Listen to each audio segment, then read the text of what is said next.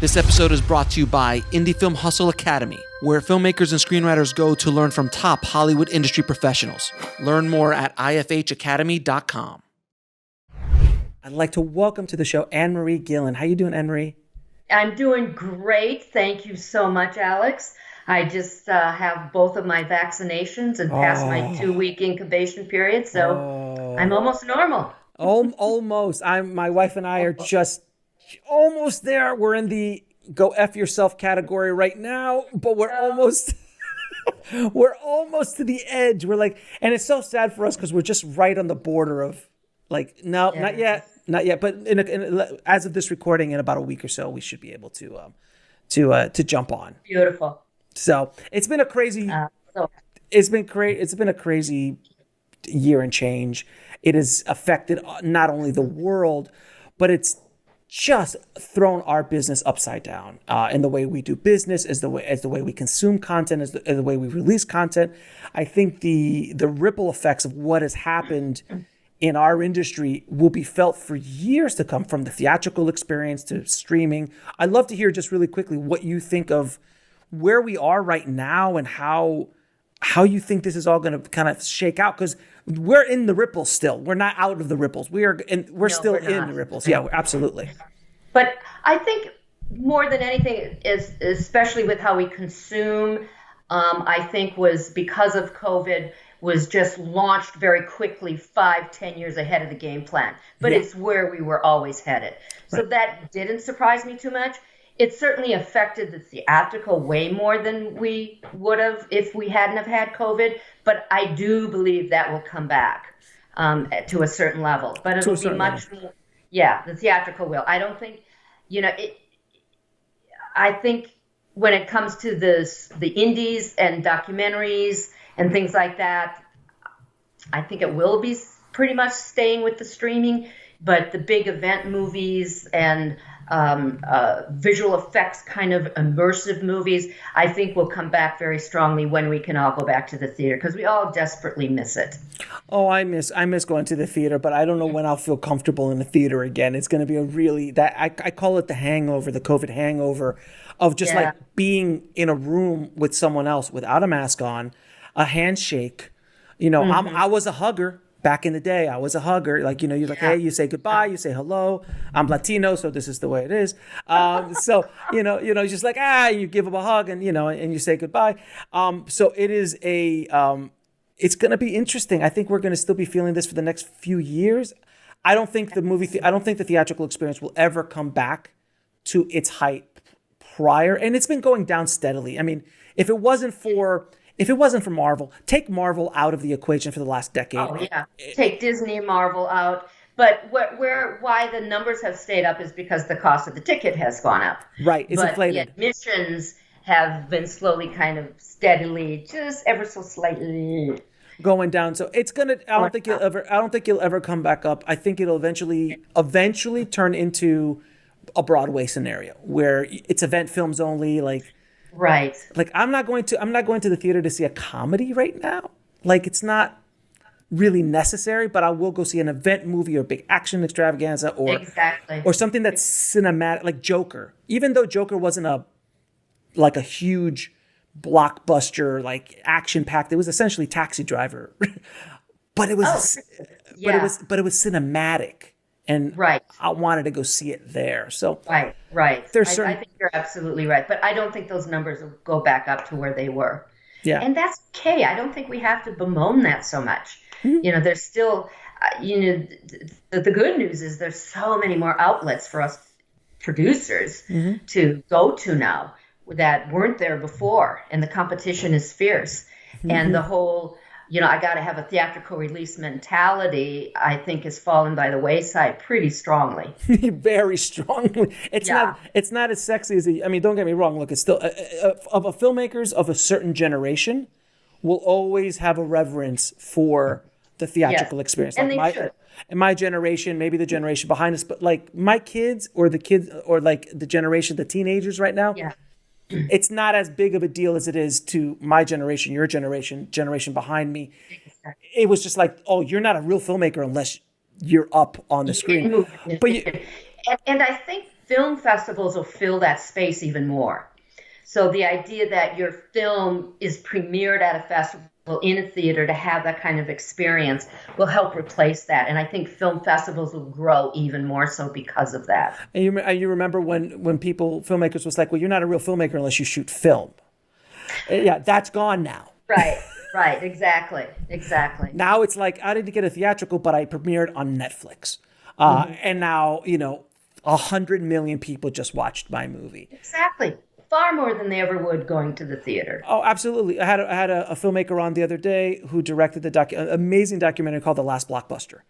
And Taylor, he got a Netflix deal, which is ironic and brutal in so many ways that Netflix is premiering, and it's a huge hit. And he's like, so many people are going to watch that film that would have never seen it otherwise. Never seen it before, especially when it comes to a documentary. Or I'm real big into social impact entertainment right now, and it's really, if you really believe in those things, it's about eyeballs, not about opening in a theater or opening streaming or opening film festival or whatever.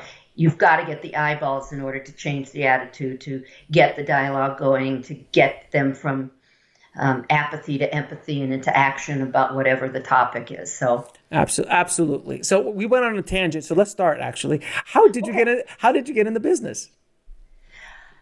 Well, I hail from Minneapolis, Minnesota. And I always was a performer. In high school, I did every play, and I was an acting major in college, and came back to the Twin Cities and did the whole theater scene, the Guthrie and Children's Theater. I then focused on my dance side of things, and I was in a dance company and a choreographer. So that was my whole life. And one winter, I just felt like I was hitting the glass ceiling here. And it was about as good as it was going to get. And I really wanted the next and the new challenge. And it was the middle of a very cruel, cold winter. And so it was like, okay, it's either probably New York or LA. Chicago felt more like a lateral move. And I thought, well, it's the middle of winter. I know nothing about LA. Let's go check it out. So I got in my car, $500 in my pocket, clothes in the back seat, and I drove out to LA. I didn't have a job. I didn't have a place to live. I didn't know anybody. My mom called her cousin. They let me stay there. And that's kind of started the whole thing. And when I first landed in LA, I got my agent and tried to do the whole acting thing. But I began to realize very early on that being a producer was where it's at, because then you have more control over your life. Yes. And, at least you can be working on things and making things, rather than as an actor, you're always waiting for somebody to hire you. Or give you permission. Giving permission to do my work. And actors in Minneapolis were still are, revered. You have a craft and a talent. And, in LA, it's like, you say you're an actor, well, where do you waitress? Etc. So I just didn't like the feel of it. So I thought, okay, I got to teach myself how to be a producer. How do I do that? So I started producing a workshop on how to produce film. And it was a couple hours a week, and it ran for 10 weeks. And I would start with development, and then go into financing, and then the production side of things, and then the marketing and the distribution. And of course, I didn't teach it. I just produced the event. And so I had to hire or ask guest speakers to come in each work who were experts in those areas. So I started combing the trades and finding people that were that, and I would ask them to come and speak. So I built up my Rolodex. I made a little money because I produced it. And I, of course, took every course. And I did it for like 2 years, every 10 weeks. Do it again, do it again, do it again. So that basically was my BA in filmmaking. And then it was time to get into the real world. And I wanted to, since I was mainly a creative, I wanted to work with an assistant to a producer or a writer or a director. And I couldn't get hired. And finally, I was offered a job as the executive assistant to the president of a distribution company. And I didn't know anything about it, but he just needed somebody very organized and talented like me. So I took the job. He offered it to me. And it was with a company that no longer exists, but they should have been another Miramax or New Line. It was called Hemdale.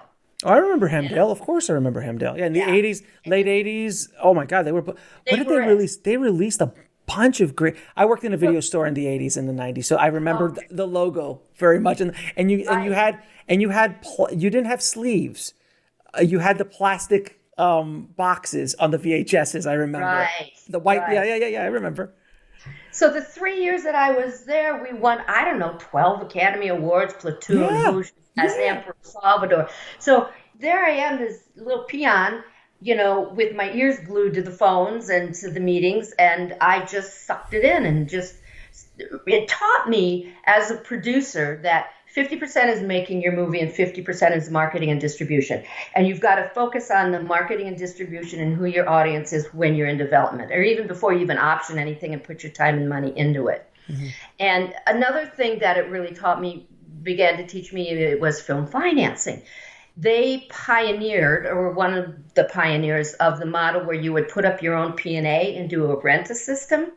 And back then, like you were just saying, you worked in the video store. If you could guarantee a certain level of theatrical release with the P&A commitment, you pretty much got 50 to 75% advance for your home video, because they were desperate for anything to Oh, fill those anything. video stores. So the majority of their money went into the print and advertising and renting a studio system to release their movies. And then if there was a shortfall, they would put some money into the production side of things.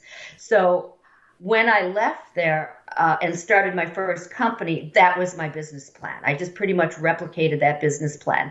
And at the time, the money was coming out of Asia, and I found a Japanese investor, very wealthy Japanese investor. He was kind of the Bill Gates of Japan. And he bought into this concept, which was smart and what was happening then. And, he was my financial business partner. And that's how I made my first movie, executive produced my first movie, which was Fried Green Tomatoes. And Nice.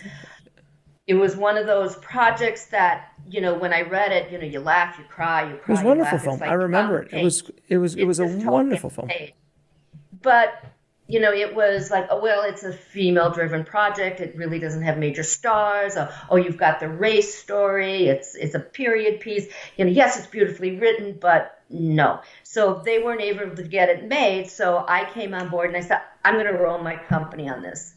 And because we could get and then we went to Universal for the theatrical release, doing a rent-a system with me putting up the P&A. And eventually, when they started seeing the dailies and everything, they went back and renegotiated, bought us out of the P&A position, Right. and the rest pretty much is movie history from there. Yeah, that was released by Universal, if I remember correctly. Universal, Yeah, so yeah. that was a big. I remember that was a big release. It did very well at Oh, at our video store. It did very well at our video store, our mom and pop video store. it's still doing very well.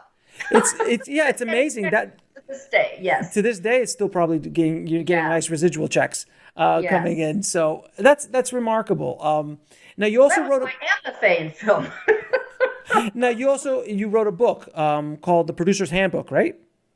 It's called The Producer's Business Handbook. Okay. And I think it's in its Fourth? I fourth think edition, fourth. third edition. I forget.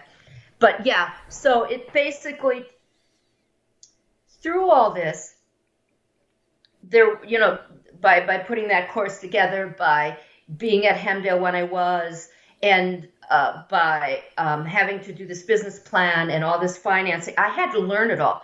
Nobody taught me that. And it's really hard to learn it even in school to this day, the financing side of it. Very much so. So throughout the years, I just had to, educate myself to this. And I remember when I was at Hemdale, their in-house attorney left. And so I said, well, I'll sit in all the meetings and take the notes. So in all the legal meetings, I was there, and I would just quietly take notes. And then I'd call my dad, who was an attorney, and I go, Dad, pro rata, peri passu, how do I spell it? What's it mean? And, just began to learn the language of film financing. And so once I became more of an expert in this arena, I thought, I don't want to, it shouldn't be that hard to get this information. So, put this book together with John Lee. He had written the first edition, and we did the second and third. And it's, with what's gone on in the last 3 to 5 years, we still need to do another edition to keep it up to date. But a lot of the stuff still has stayed the same. There's still pre-sales and estimates and completion and all that. So I yes, there is certain things that have stayed in place, but in today's marketplace, from my experience in the business, the sales and the distribution side of things, sales have just really dried up in a way that, when I say dried up, I mean it's like in the 80s, people were printing money. In the 90s, in the early 2000s, you all just like Sniper 7, yes, just put out Sniper 7. It's already pre-sold and you got 3 million on DVD. Like those days are so gone, and the marketplace is shifting so much now that unless you have really bankable, like extremely bankable stars and genres, it's almost impossible to really recoup money. So as a producer, from what I've seen in the distribution space, there are certain genres, there are certain talent, excluding the Anomaly, excluding the Sundance, whatever, or the film festival darling, that really doesn't even happen as much as it used to back in the 90s. So how do you as a producer in today's world kind of guarantee, because even pre-sales, again, without the proper star and genre, because you could put Nicolas Cage in a certain kind of genre, he doesn't sell nearly as much as if you put him in an action or something like that, or Stallone in a drama doesn't really move the needle as much. So I just would love to hear your take on that. Well, you're right. And that's the end of the podcast. End scene. We're done. And that's the end of it. All right. No question. It's always something. I've been doing this for 25 plus years. It's always something. So you just got to pivot. You just got to learn the new way and pivot. And so right now, I would say you're absolutely right. You need a certain level of talent, and that talent has to be right for the genre. You gave a perfect example. You have to have the right budget level for the reasons you're talking about. Right. Are you going to be able to get any pre-sales, and at what budget level is that? So all those things come into play. So certainly, as somebody that's more about quality than like just straight horror or something, or your quality versus product. And there's a balance between the two. I married the two. Right, it's a balance between the two. My moniker is balanced producer, okay? So you've got, and it's a three-legged stool. You got to give equal to the creative and the distribution and the money. And anytime one outweighs the other, it's somehow lopsided. So, how do you creatively answer those problems? So as an example, when I go for casting, there's me and my director's wish list.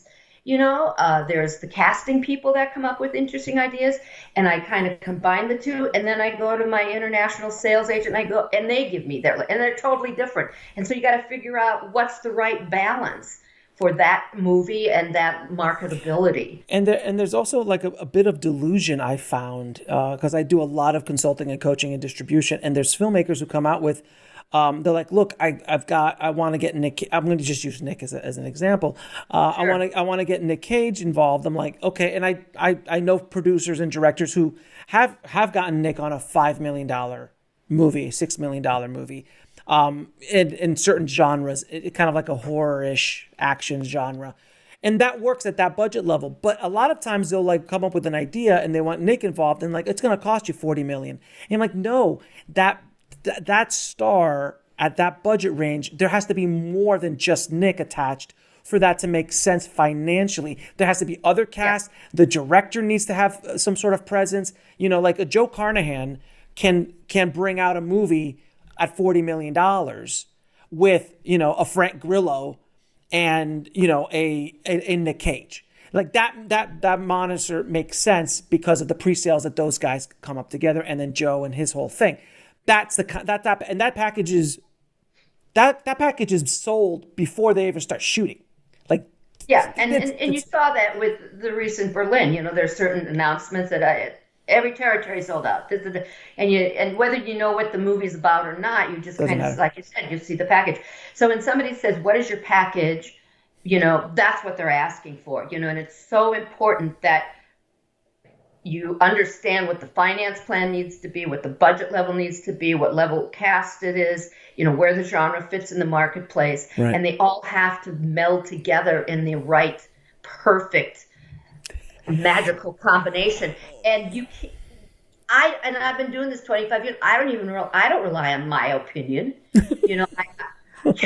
I get a casting director's opinion. I get the international sales agent's opinion. I work with them and what are the estimates and, cast and how does that, and diversity now is another huge thing, which is wonderful. I mean, one of the most recent conversations I had was with the sales agent as we're going to have to replace one of our people. And it's all, give me diversity. And it doesn't need to be a big name, but it needs to be diversity. And it's interesting. So I've got Native Americans, I've got, Asian, and it's really wonderful to be able to give, to really cast that way with those opportunities. But I think before, like again, in the 80s and 90s, you could be a sloppy producer, meaning that you could just kind of like, you had such a cushion that money was almost guaranteed if you had just this or that, and you didn't really need to be that good. Honestly, because I remember the movies that I saw in the video store in the 80s and 90s were garbage, and they were making bank. And when DVD showed up, I mean, my God, the money was just flying. License to print. I mean, it was just literally like I always use Sniper 7 as an example because they made so much money with the Sniper franchise, and they were bad movies.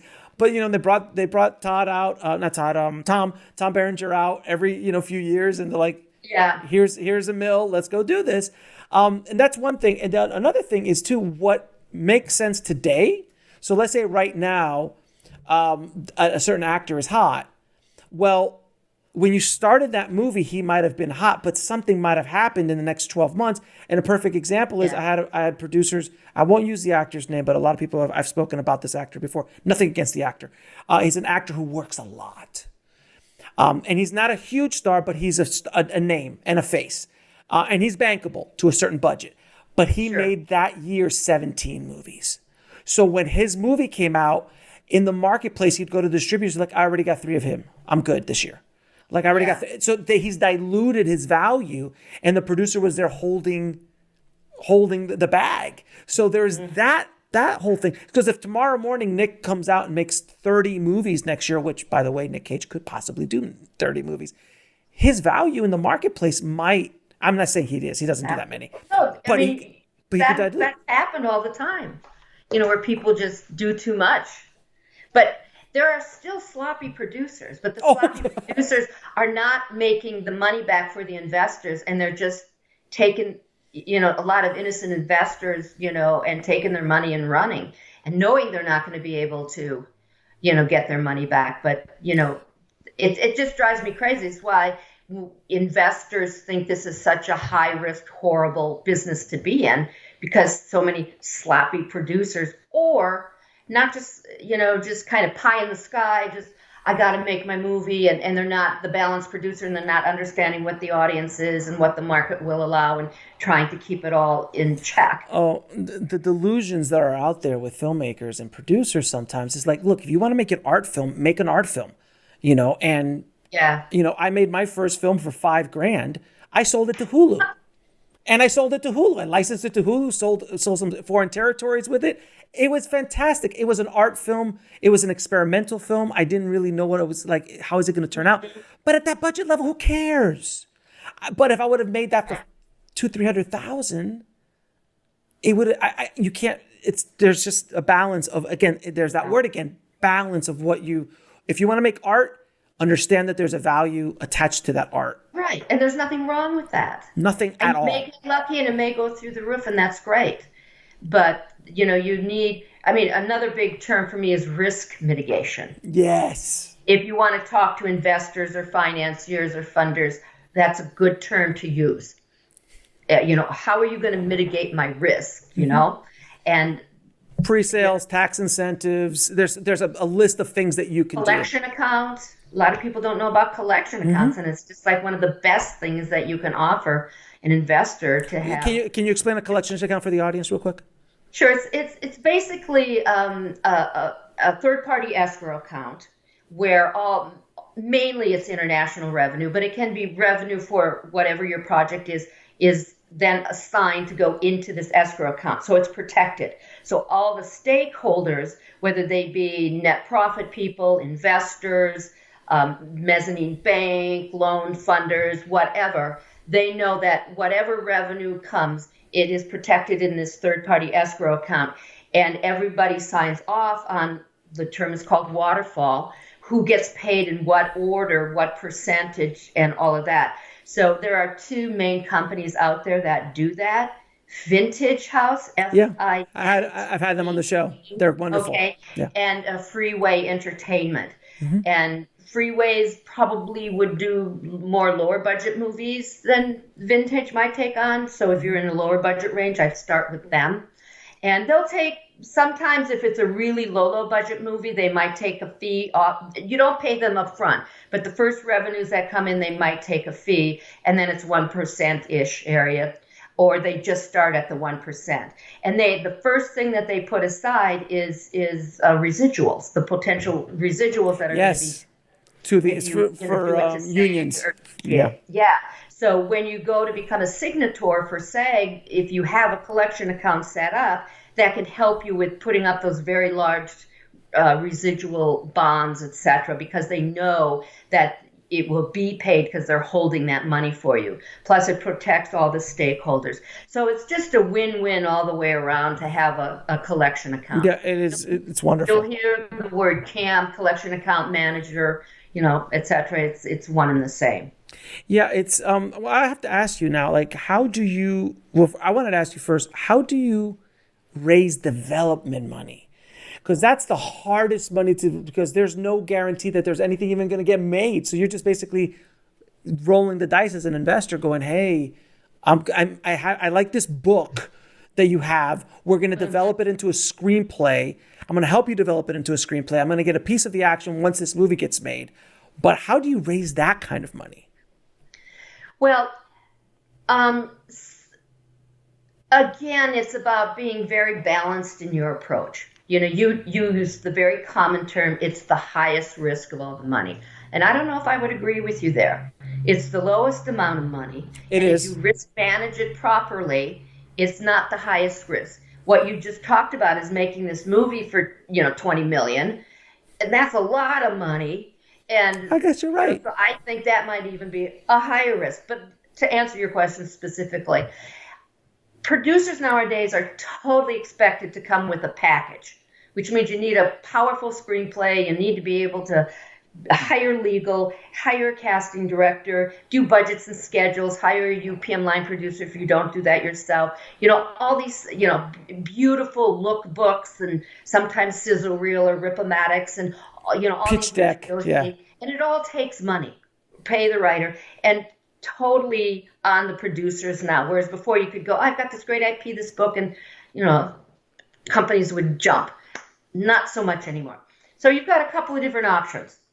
One is to go to a company that already has development money or a first look deal with a network or a streamer or whatever. So for instance, if it's a great book that you're going after and a really powerful lead, interesting role for an actress of a certain age, I go through Variety Insight and find out who's got deals at all these different streamers or networks, and the actors that would be right for it. I do my research to make sure that they have a real production company. Many just have a name, where you want to be sure there are people there that they have a partner, they have a creative executive, and then I try to pitch the creative executive, and then they would bring it to their first look. So that's one model, and you can do that with directors, writers, showrunners, actors, etc.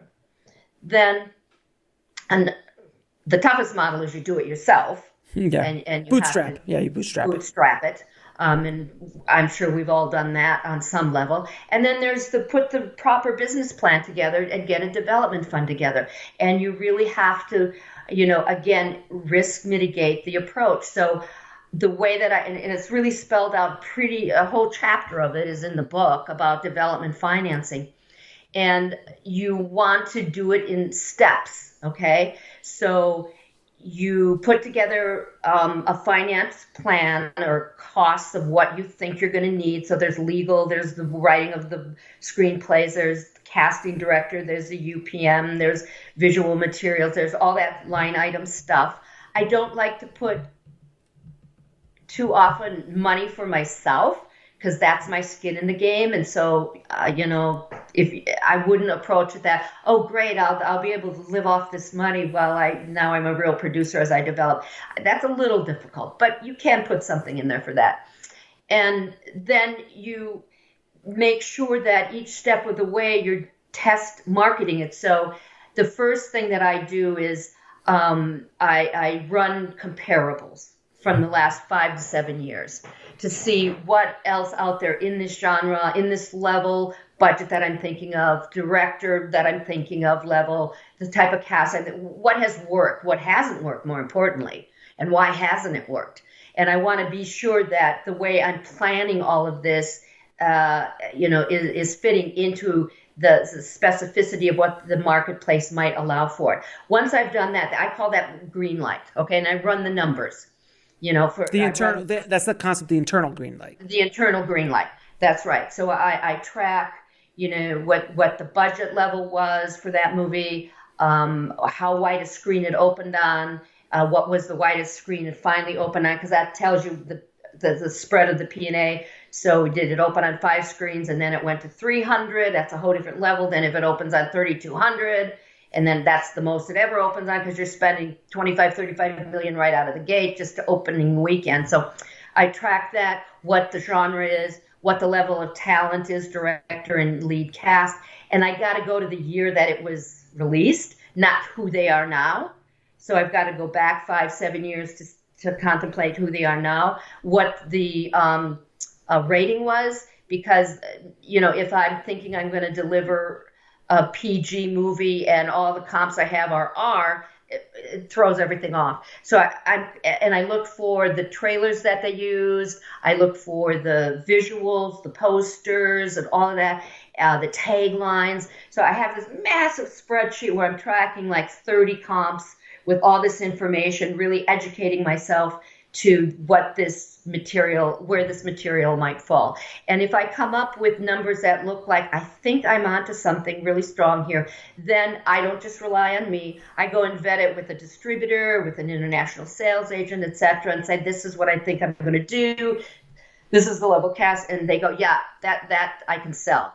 If you can deliver on this, that I can sell. Then I start spending money. But if I get no's in any one of those places, I stop and I find a different property that's going to get me yeses.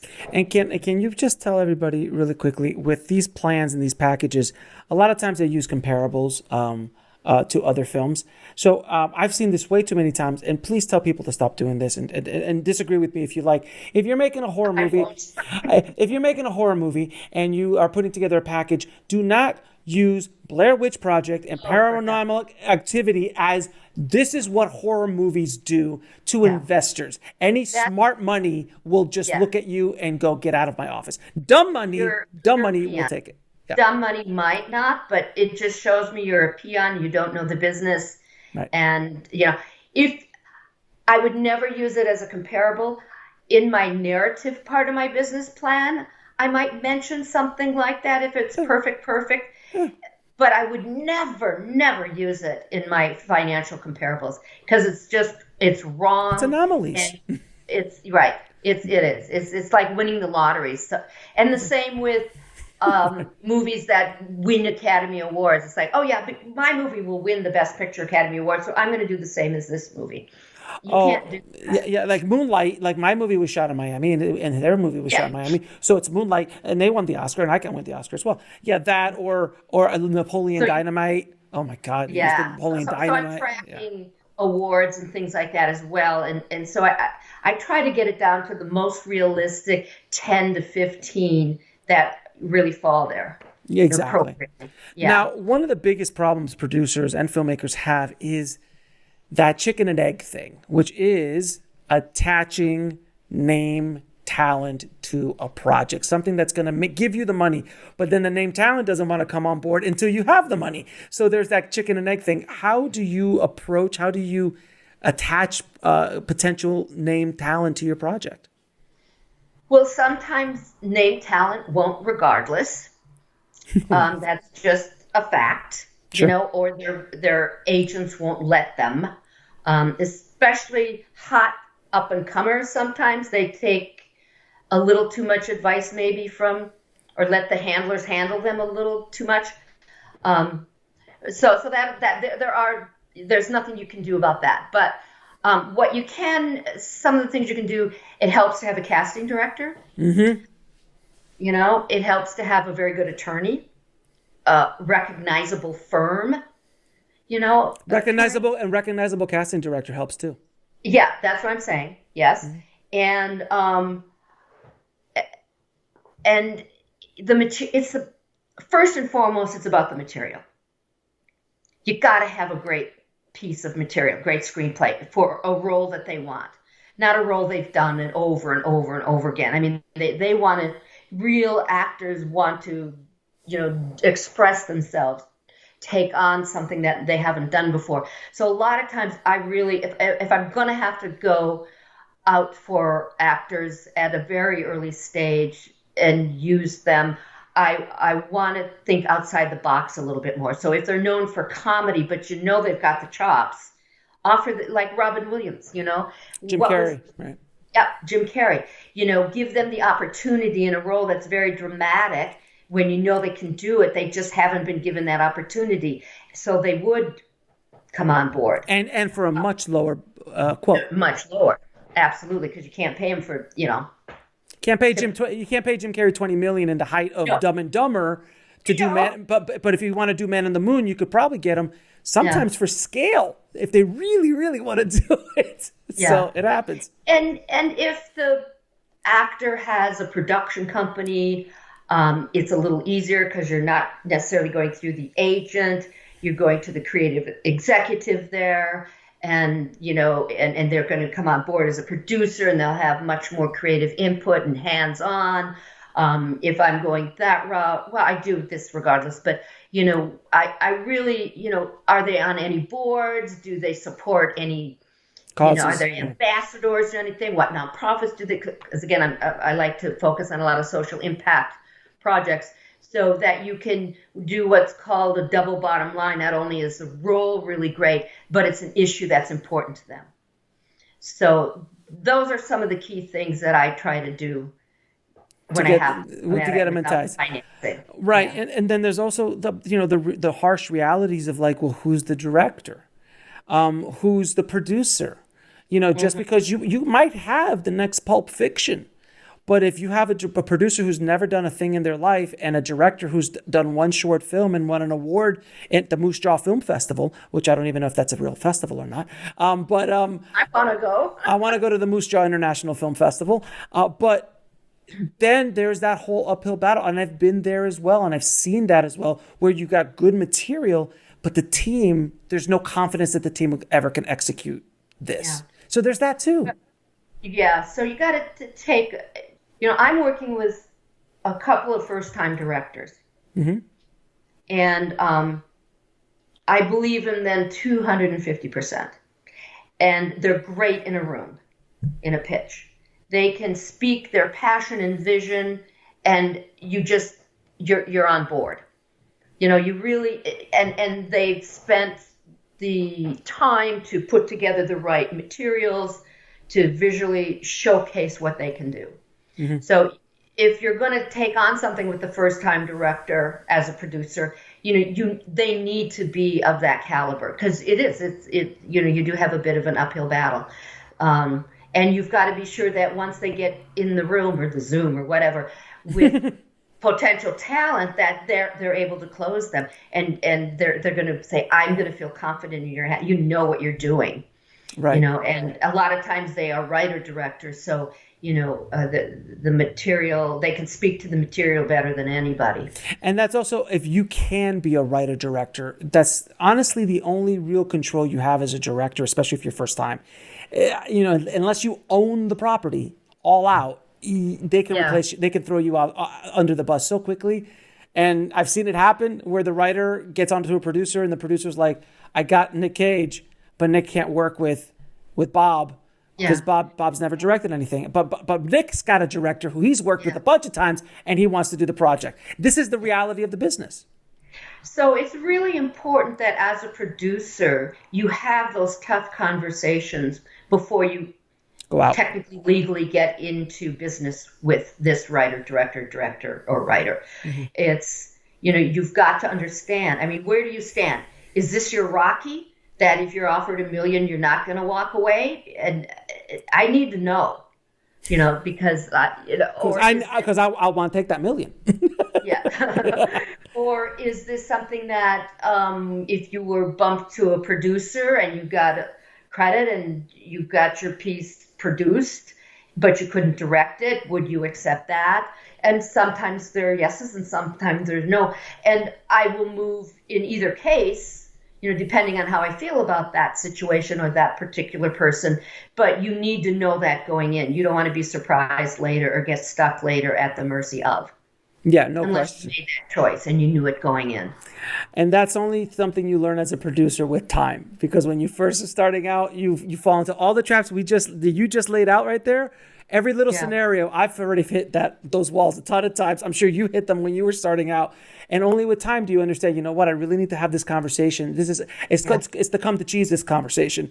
Like it's like, look, this is the reality of what is happening. And my whole world of Indie Film Hustle, my whole universe is all about giving you the hard facts and truth, because I'd rather you hear it from me than when you're sitting in a room and someone just pulls the wool right from underneath your feet, the rug underneath your feet.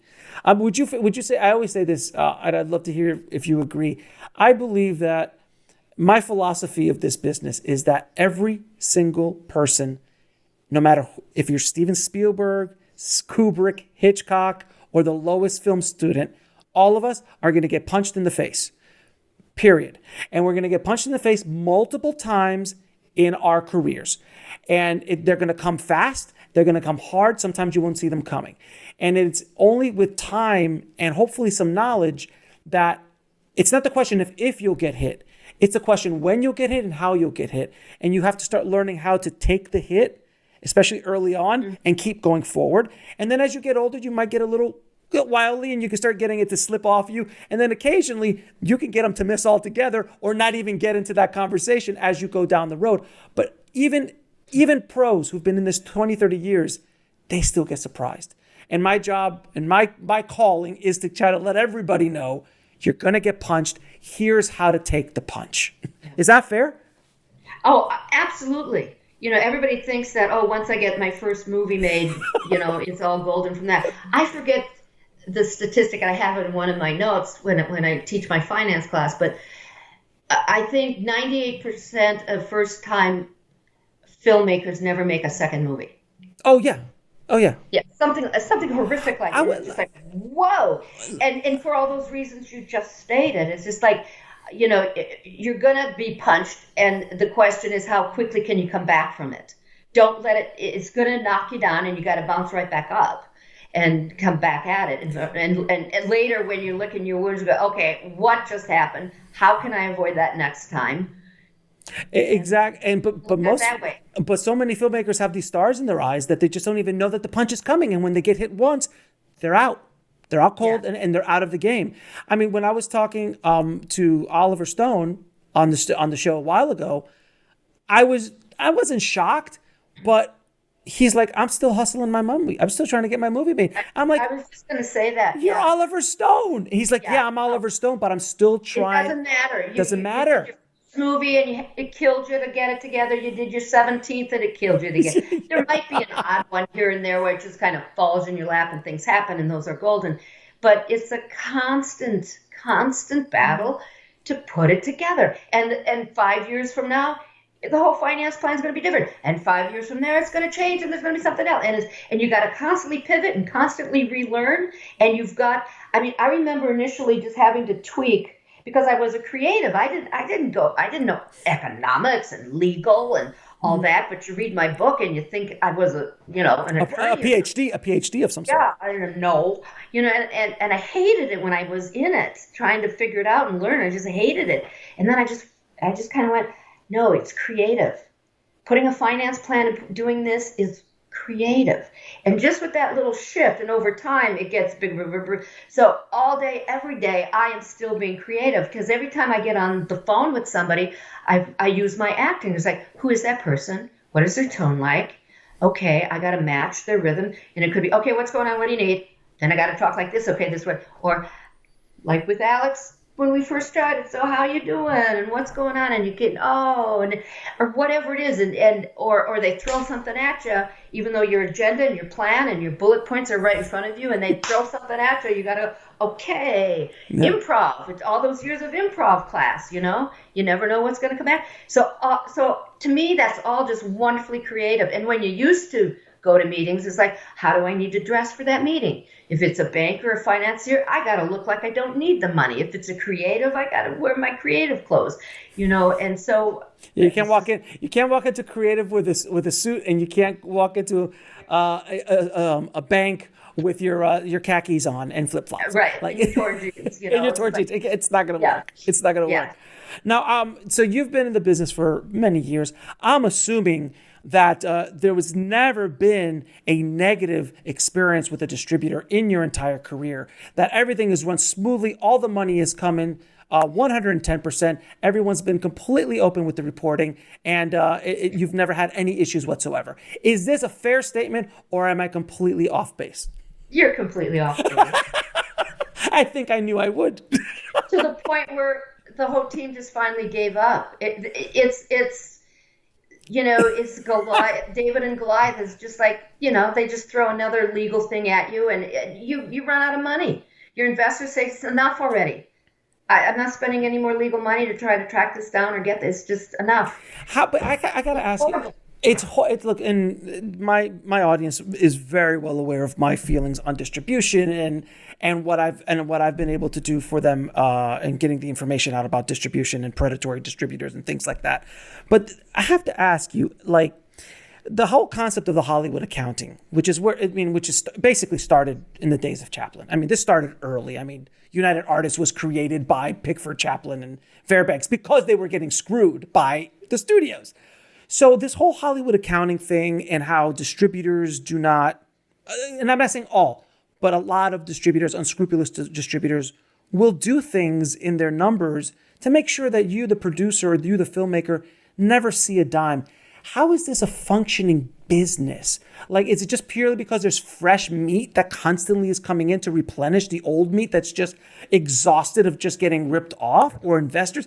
Is that how the system works? Because in any other business, if you were in the cookie business and, you all of a sudden, I sell 5,000 cookies and I'm like, sorry, I really didn't sell 5,000 cookies because the chocolate chips, they got more expensive and all these guys, like, that doesn't happen in other businesses. And sure that does, but not at that level. So blatant that there's a name for it. And there's, and really quickly, the whole thing with the Me Too movement, which was the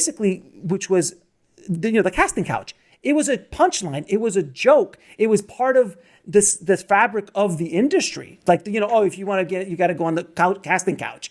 That whole thing was business as usual for way too long.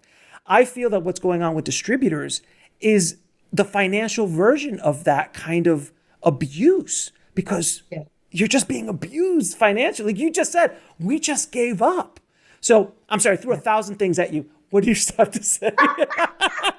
I went on a rant. I apologize. No, that's fine. That's fine. And that's as old as the hills. And, you need a really good attorney. Yeah. And the profit definitions, or the net profit definitions of studios, distributors sometimes can be 30 pages long. It just gets ridiculous. So ridiculous. For that reason. So that's where a really, really smart attorney can at least be helpful. It's why a lot of people pay so much money up front, or try to get as much money up front as possible. Because you'll never get anything else. It's why they ask for gross position. It's why they ask for box office bonuses.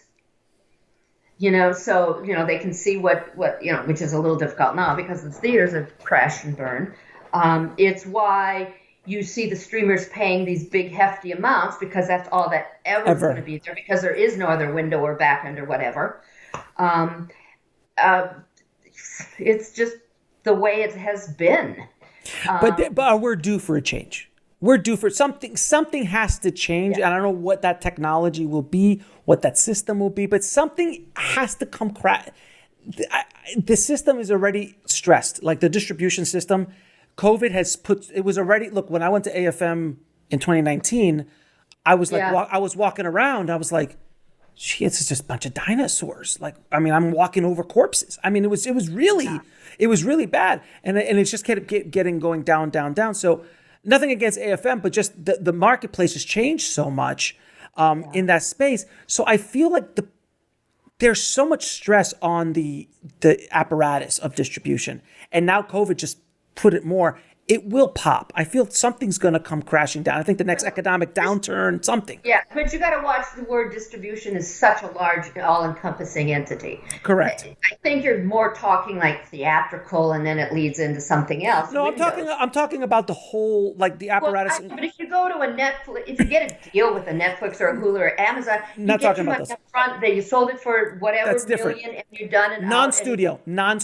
I'm talking about non-studio distributors. Okay. Is what I'm talking about. Yeah. I just want you to be clear because it's such an all-encompassing word. And that's another reason that I like having a collection account.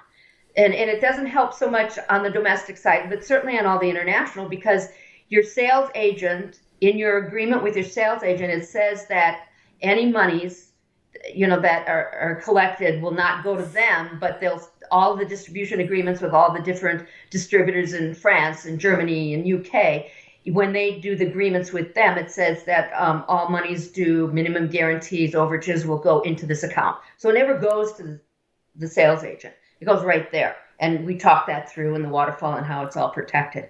Right. So that's another reason how you can risk mitigate some of those issues. But then if the distributor in Germany doesn't want to pay, what are you going to do? You're going to go sue? Then that's pretty tough. But again, the collection account people, they know all those distributors, they can help track that and deal with that for you, etc. So there's ways around it, but it is a very slippery, shark-infested situation where you really need to understand the navigation of it. I remember I was talking to a filmmaker at AFM. They came up to me and they're like, "Hey, I got a deal." I'm like, "Great!" Like, we just got a $30,000 MG. I'm like, "Well, that's fantastic. What was your budget?" They're like, $150.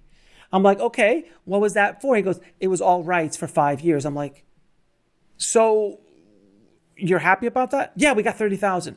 I'm like, "In what business ever that you spend 150,000 and you're happy about 30?"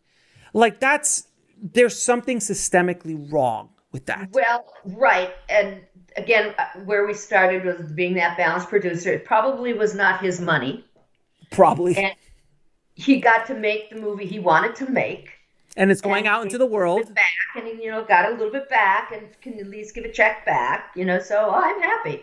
But that's not a sustainable business, and it's not a sustainable career. And honestly, it's not a moral. There's moral issues there as well. That's a whole other conversation. That really is. So what projects are you working on now?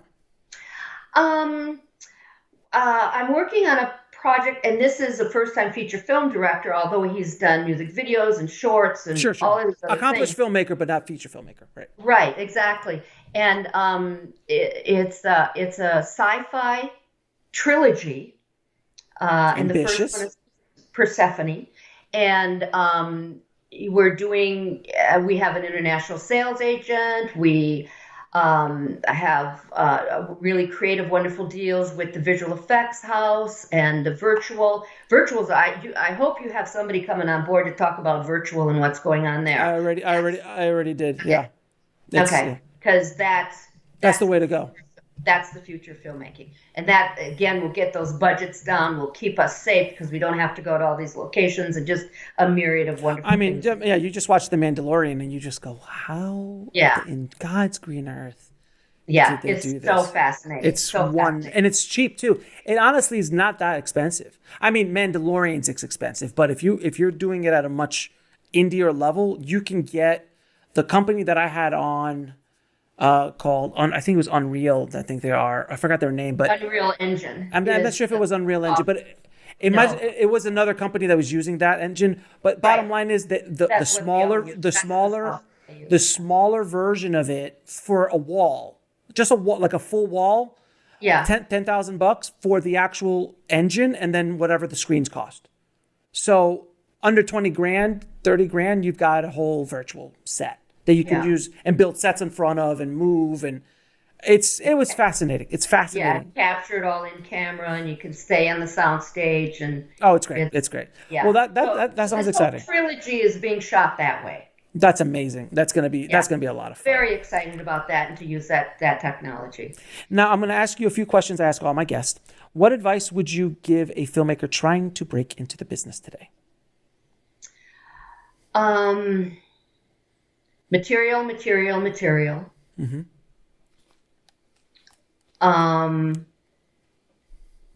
If you spend any of your own money, even the most important thing is to have a good attorney. Yes. So when you have any money, development money, your money, whatever, have a good attorney and make sure that whatever agreements you're doing are locked, solid, chain of title, option agreements, whatever, work for hire, writer agreements, make sure you have an attorney dealing with that. So many times I see people, they get a template from a friend and they just kind of change a few and get in a lot of trouble later down the road. And you can't give up. I mean, what we were talking about, it's take the punches, keep moving. And bring partners in to, like you said, first-time producer. I've never done that. We'll find a partner who has, that believes in the material like you, and that you legally, moral compass-wise are on the same page and can go down that road together. I've done that a lot in my career. Sounds good. Yeah. What is the lesson that took you the longest to learn, whether in the film business or in life? It's not about me. Wow, that was a quick answer. It's not. Hey. Get over yourself. It's not about me. Whatever their anger is, whatever their upset is, F you, you're never going to work in this time. It's not about me. That's a tough one. That's a tough one. You know what? And have you had that statement said, you'll never work in this town again? Have someone said that to you? I've had that said to me. Like when someone says that to you, they are in a place of such massive ego. And they're so far gone and so much pain. If someone said, and of course the more infamous, do you know who I am? If someone ever says, do you know who I am? Just walk away. Yeah, that's for sure. Just walk away. I've had that experience too. I'm like, wow. Do you know who I am? Do you know who I am? You'll never work in this town again. By the way, anytime I'm on set, I yell out, you'll never work in this town again, at least 20 times a day, and everyone pisses themselves. I do it constantly. Anytime a grip does something, that's funny. Anytime a grip says something wrong, I'll just walk by. I'm like, dude, you'll never work in this town again. And then they just start. So I make it a joke because it's so ridiculous. Yeah. And then I think someone called me out once and I did something on set. They're like, all right, my phone rang on set. And my phone rang. I'm like, whose phone is that? Like, it's yours, sir. You'll never work in this town again. I'm going to steal that when I'm on set on my next movie. Yes. That's just brilliant. It's just, you'll never work in this town again. And 3 of your favorite films of all time. Fried Green Tomatoes. Obviously.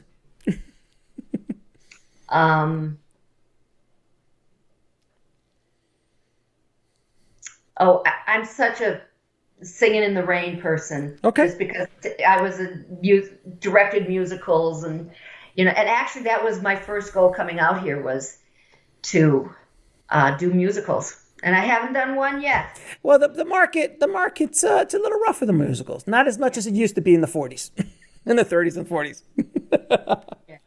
Yeah. And something I just saw this year that I watched it like 3 times just because I was so enthralled with it, and it was the trial of the Chicago 7. Oh God, that was Aaron Sorkin and the writing and the acting and the history and how it spoke on so many levels, and it was just to be able to do something like that and leave that kind of legacy and help the dialogue. right now for the whole United States. I thought was just timing was brilliant. Timing was, and he said that, he goes, about 5 years ago, this wouldn't have worked. But, in today's environment, I got greenlit. So, that's right. Yeah, that's right. And where can people reach out to you and find you online? Well, they can go to my website, GillenGroupLLC.com, and there's a form to fill out. I think it probably even has my email, etc. I'm pretty easy to find. Okay. I'm not hiding anywhere. Well, and I'm really nice about talking to a lot of people or helping people. Yeah, I really take that pretty seriously. I mean, I can't do it all day, every day, obviously, but people that know me know that they can always pick up the phone and pick my brain and sit in on a call with them that is difficult for them and translate it for them later, what it meant and all of that. So I try to do that because it was such a hard journey for me, and nobody should have to struggle that hard to learn it and get it. Amen, sister. Amen. And it has been a pleasure talking to you. Thank you so much for coming on the show. I appreciate it.